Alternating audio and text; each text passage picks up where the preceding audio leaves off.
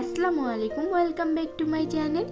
Soybean হয়তো আপনারা কম বেশি অনেকেই তৈরি করেছেন, কিন্তু আজকে আমি একদম সহজ ও সিম্পলভাবে এই রেসিপিটি তৈরি করে দেখাবো। আর আজকে আমাদের রেসিপি সয়াবিন আলুর ঝোল। সয়াবিন রান্নার জন্য সর্বপ্রথমে লাগছে আমাদের সয়াবিন, আর এখানে আমি 1 কাপ সয়াবিন নিয়েছি। এখন এই সয়াবিনগুলোকে পর্যাপ্ত পরিমাণে পানি দিয়ে ভিজিয়ে রাখছি। আমি এখানে ফুটন্ত গরম পানি নিয়েছি, তবে আপনারা চাইলে সয়াবিনটাকে একটু গরম জলের মধ্যে ফুটিয়ে নিতে পারেন। পানিটা দেওয়ার পর সবগুলোকে নেড়ে চেড়ে মিশিয়ে নিচ্ছি, সবগুলো সয়াবিনের সাথে যাতে পানিটা ভালোভাবে লেগে থাকে। এবার ঢাকনা দিয়ে 5 মিনিট অপেক্ষা করব। 5 মিনিট হয়ে গেছে, এবার ঢাকনাটাকে খুলে দিচ্ছি।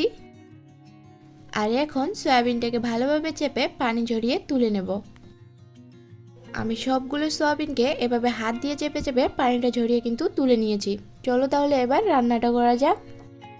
ফাইনালি রান্নাটা করার জন্য চুলায় একটা কড়াই বসিয়ে দিয়েছি। এবার দিয়ে দিচ্ছি সর্ষের তেল। তেলটা গরম হয়ে গেছে, এখন আমি আলুটাকে ভেজে নেব। এখানে আমি দুটো বড় সাইজের আলু কেটে নিয়েছি। দিয়ে দিচ্ছি সামান্য একটু হলুদ আর দিয়ে দিচ্ছি সামান্য একটু লবণ দিয়ে ভালোভাবে এটাকে আমি একটু ভেজে নেব।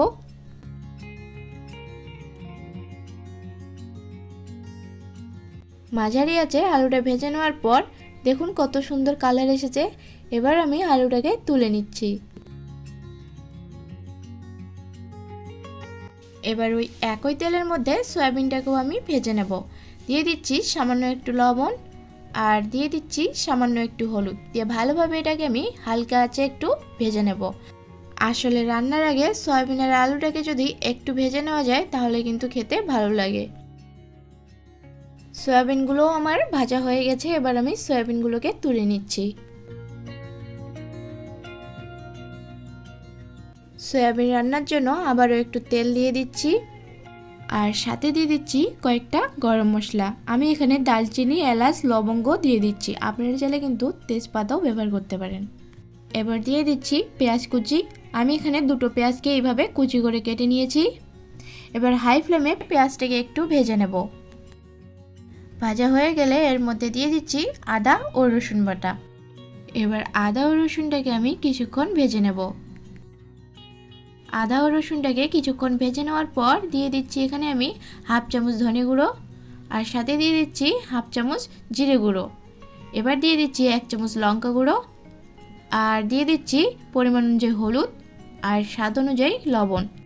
এবারে একটা বড় সাইজের টমেটো কিউব করে কেটে নিয়েছি, সেটা দিয়ে দিচ্ছি। এখন মশলার সাথে টমেটোটাকে দেওয়ার পর এবার মশলাটা যাতে না পুড়ে যায় তার জন্য সামান্য একটু জল দিয়ে মশলাটাকে ভালোভাবে কষিয়ে নেব।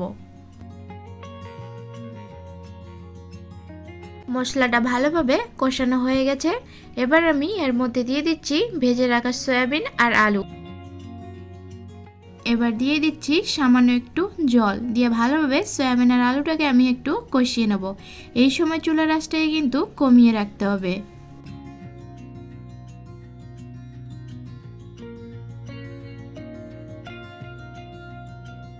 কিছুক্ষণ ভালোভাবে কষিয়ে নেওয়ার পর এখানে আমি বাটি মেপে মেপে 2 বাটি দিয়ে দেব জল। আসলে যেরকম আপনাদের ঝোলের প্রয়োজন সেই অনুযায়ী এখানে জলটাকে দিয়ে দেবেন। এবার দিয়ে দিচ্ছি ধনেপাতা কুচি আর সাথে দিয়ে দিচ্ছি কাঁচা লঙ্কা। এবার ঢাকনা দিয়ে এটাকে আমি রান্না করে নেব।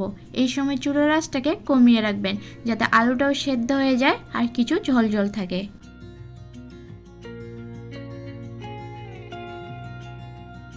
এবার নামানোর আগে দিয়ে দিচ্ছি ভাজা ধনে ও জিরের গুঁড়ো দিয়ে ভালোভাবে এটাকে মিশিয়ে নামিয়ে নিলে রেডি সয়াবিন আলুর ঝোল। সহজ রেসিপিতে আজকের একটা রেগুলার রান্না শেয়ার করলাম, আশা করি আপনাদের ভালো লেগেছে।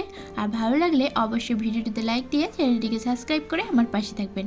আর যারা যারা সাবস্ক্রাইব করেছেন তাদেরকে অসংখ্য ধন্যবাদ। আজকের মতো বিদায় নিচ্ছি, আল্লাহ হাফেজ।